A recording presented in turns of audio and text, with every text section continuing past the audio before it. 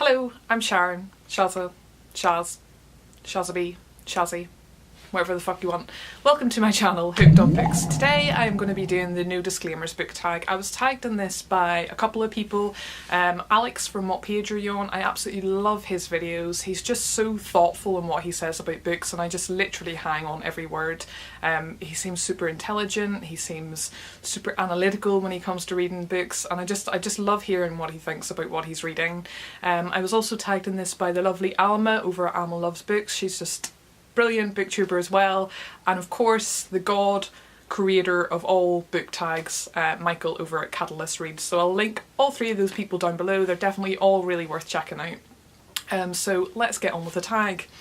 I love that everyone says that. It's like, let's get on with the tag, let's jump right into it, let's just get on with it. Let's just fucking get on with it, Sharon.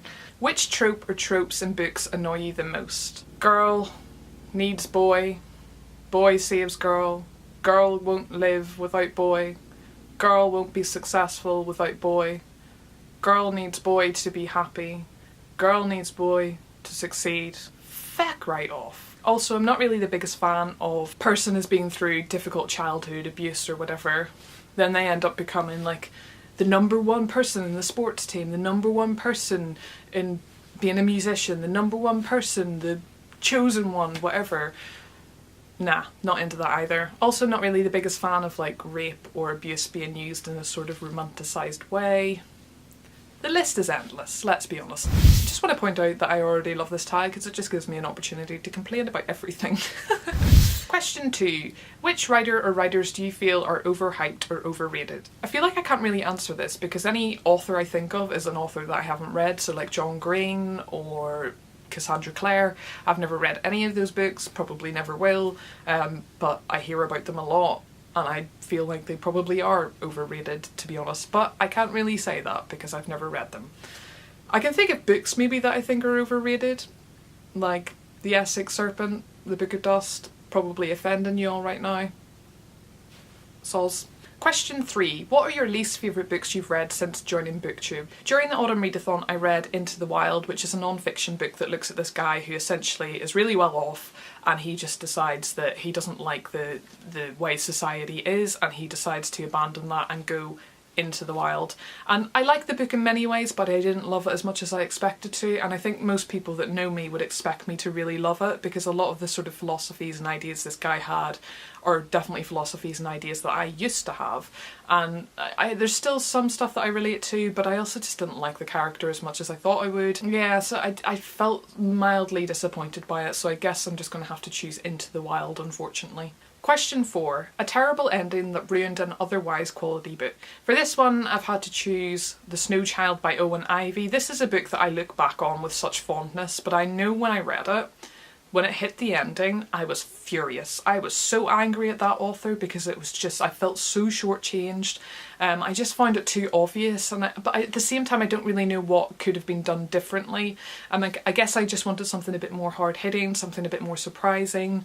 But it just felt, yeah, too obvious to me. I mean, it's a beautiful, beautiful book and I do still really recommend it to people. It's this metaphorical story looking at the loss of a child. It uses magical realism. It's got this beautiful winter setting. The writing is like glorious. It's one of the best books for writing I've ever read, and it was really poignant and really heartfelt, and I love the characters in it, and it, you know, it was a great book, but the ending just let it down for me. But I still look back on it and think that it was actually a really, really good reading experience because I remember just, it was one of those books that I couldn't wait to read. You know, any time that I was busy, I couldn't wait to not be busy so that I could read. So, I mean, it is a good book, but I just felt a little bit shortchanged by the ending. Question 5. Which fictional characters do you wish were not killed off? To be honest, I don't really feel this way about anyone, which might sound kind of bizarre, but I feel like when a character dies, all it does is actually create a good story, and all it does is make you fall in love with that character even more, and there's usually a reason why the character's dying. I think the only thing would bother me is if like someone's killed off and I feel like that character is the only thing that's interesting about the book, in which case I might be a bit annoyed.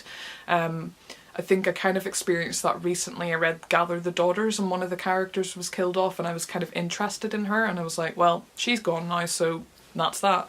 Don't get me wrong, I was devastated when Dobby died, but at the same time, all it does is emphasise how much you love that character, and all it does is make the book more interesting. So I don't really have a definitive answer for this one. Question 6. What are some of your bookish pet peeves? Well, I could go on about this for a while, but the one I'm going to choose, okay, so I am a bookseller and therefore I kind of encounter readers every day, and one thing that kind of bothers me is whenever someone says to me that they read everything, and I'm like, no you don't. I'm quite an eclectic reader, but I know what I like. And if you're a person that says you like everything, that just says to me that you probably haven't quite figured out what it is you like yet, which is fair enough. But if you're coming up to me and you're asking for a recommendation and you literally give me nothing, I'm standing in a bookshop with hundreds and thousands of book titles and you're asking me to recommend a good book. That could be anything. So, you know, I'll push and I'll be like, so what kind of books do you like? What authors do you like? Do you have any particular genres? And then if that doesn't work, I'll be like, what don't you like? And if I've had people who are literally just like, I just like a good read. Give me something more. A good read, what does that mean? You know, so I'm going to recommend something that I personally think is a good read. You're going to go off and hate it, and then you're never going to ask for a recommendation in the bookshop again. The more information you give me, the better tailored a recommendation I can give. So don't stand there and tell me that you read everything, because no you don't. If you don't know what it is exactly that you like, then you need to work with me and we can figure it out. But yeah, I feel like most people that say that they read everything are people that haven't quite figured out what they like yet, and that's completely fair enough. But if you're looking for a recommendation, don't make it so difficult. Question 7. What are some books that you feel deserve more recognition? I've talked about these before, and that is The Year of the Hare and The Howling Miller by Arto Pasolina. I absolutely love these books. They're just so good, and The Year of the Hare is one that I have in the bookshop that I work in, and it's one that I've recommended to a couple of people, and those people have actually come in again just to let me know that they really enjoyed it, and that's something that I really love as a bookseller, when people actually do like the books that I recommend.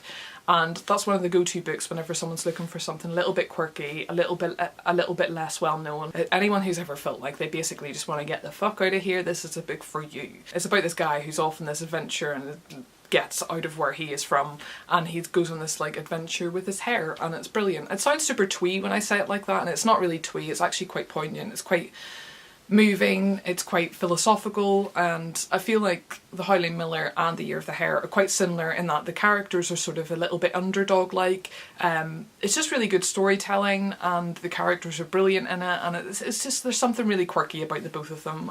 So they're ones that I wish more people would read them, and I wish more people would love them. Question 8. What are your thoughts on censorship and banning books? Don't see the fucking point, to be perfectly honest. When you think about all the books that have been banned in the past, they are all now regarded as classics, they're regarded as great literary works, they're really respected, they are genuinely really good books. Censorship kind of bothers me. In terms of if it was a school class and they'd been assigned a book to read, I feel like if every single parent complained about it, then it would be important to maybe look into why that might be. But if it's just one or two parents complaining about it, you know that they're just going to be super overprotective parents, and I feel like your child's going to get to this stuff eventually. Just let them grow up. Just let them grow up. So the only thing I would say is if something was ridiculously racist or homophobic or transphobic or sexist or whatever, then that's something worth looking at. But I feel like stuff like that just wouldn't get published these days. If it's got some of that kind of sexism in it and it was published years and years ago, I still don't think it's that big an issue unless it's really, really explicit. I think that we're smart enough to know that when you read these books these days, you can look at it through the lens of the time that it was actually written. But yeah, not really the biggest fan of banning and censorship, especially whenever it's such a subjective thing to look at. Question 9. Who do you tag? Okay, I'm going to tag a couple of people. If you've already been tagged, ignore me. If you've already done the tag, ignore me. If you haven't done the tag and you haven't been tagged, don't ignore me. So I'm going to select a couple of people that I just love on BookTube. They're all people that I have the little bell on so that I get notifications for when they upload videos.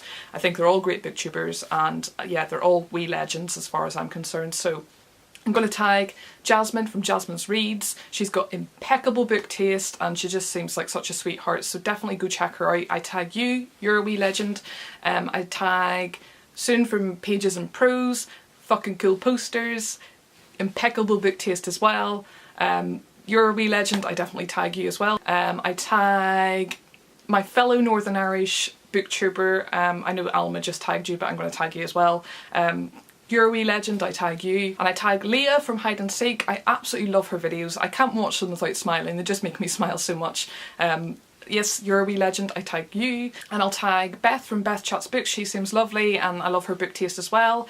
So definitely go check her out, you're a wee legend. And finally I'll tag the lovely Leslie from LeslieReadsBooks. So they're all the people I tag, I'll leave them all down below. Thank you again to Michael, Alex and Alma, you're all fab. Anyway, thanks for watching guys, and I will see you again when you decide to come back and watch me talk shite about books. Bye. Such a fucking tool.